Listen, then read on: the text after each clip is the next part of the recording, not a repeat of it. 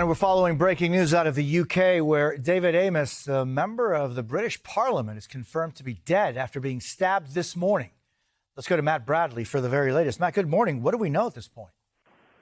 Hey, good morning, Jose. Yeah, so far we're hearing that David Amess was stabbed to death while he was at what's called a constituent surgery. And that actually is nothing like what it sounds. It's just an event where a member of parliament can be greeted and speak to the public. And that's exactly what he was doing in his constituency. He was in a Methodist church in a place called Leigh-on-Sea, which is in his region of Essex, which is east of where I am in London. But it's quite close to London. Now, this is a really, of course, jarring and tragic event, especially for those who are in the mix politically here in London. And everyone in these tributes are talking about this humble man, David Amess, Sir David Amess, who has spent 38 years in Parliament. He came from a very humble background, grew up in East London in a quite gritty area, and he's made quite a legacy for himself.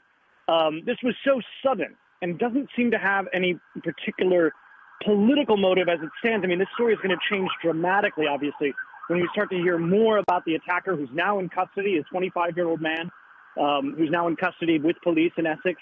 And what his motive may or may not have been. But so far, this was not a particularly standout, controversial politician. This was not the kind of politician who got death threats or who was outspoken in opposition to top-line, headline issues.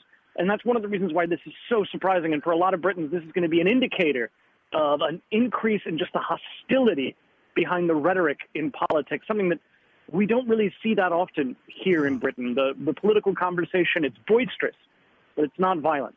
And that's going to be a major change. Do we know anything about this person, this 25-year-old man? No, we don't. We haven't heard anything from police. The police have sort of been unspooling the details quite slowly.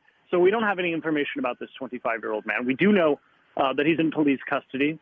And it seems as though the police have said that they are not going to be pursuing any other people. So they believe that he acted alone. Whether or not this is, whether or not the motive turns out to be terrorism or some political issue. Everybody here is talking about Jo Cox, who is another MP who was murdered back in 2016. That was by a far-right activist who stabbed her to death. And that was clearly an a Brexit political motive. This was somebody, Jo Cox, who was killed in 2016. She had been campaigning against that Brexit vote. And that was one of the reasons why she was targeted and killed. And so now, a lot of this story, as I mentioned, Jose, it's going to be changing when we hear more about the identity and the motive of this perpetrator. Well, I think all our hearts are full of shock and sadness today to the loss of Sir David Amess MP, who was killed in his constituency surgery in a church after almost 40 years of continuous service to the people of Essex and the whole of the United Kingdom.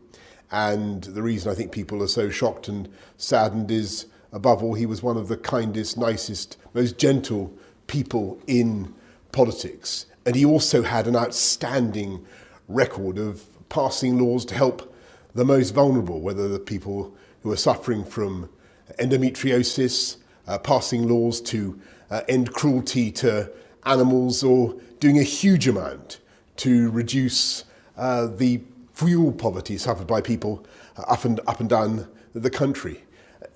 David was a man who believed passionately in this country and in its future.